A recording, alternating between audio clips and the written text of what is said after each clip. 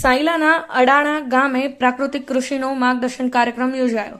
તારીખ 12/7/2024ના રોજ સુરેન્દ્રનગર જિલ્લાના સાયલા તાલુકાના અડાણા ગામે ખેડૂત ભોપાભાઈ વેલાભાઈ હાડગડાના પ્રાકૃતિક કૃષિના મોડેલ ફાર્મ પર જિલ્લા કલેક્ટર કેસી સંપટની ઉપસ્થિતિમાં પ્રાકૃતિક કૃષિની જાણકારી આપવા માટે માર્ગદર્શન કાર્યક્રમ યોજાયો હતો.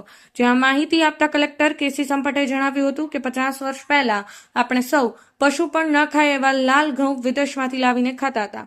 આજે સમય બદલાયો છે, ઘઉંની નિકાસ કરતા થયા છીએ, પરંતુ વધુ ઉત્પાદન મેળવવા ગુણવત્તાને બાજુ પર રાખી આપણે સૌ રાસાયણિક ખાતર વાપરવામાં ખૂબ જ અતિરેક કર્યો છે, જેના માઠા પરિણામો સૌ ભોગવી રહ્યા છીએ.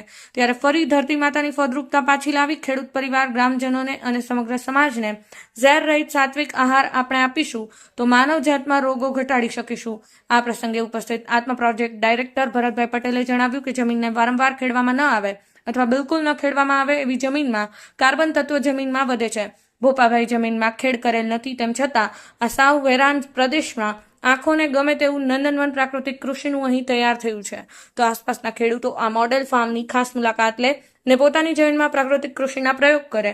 આ પ્રસંગે સાયલા તાલુકાના અડાણા, સોખડા, કોટડા, નાના હરણિયા વગેરે ગામોના 80થી વધારે ખેડૂતો ઉપસ્થિત રહ્યા હતા.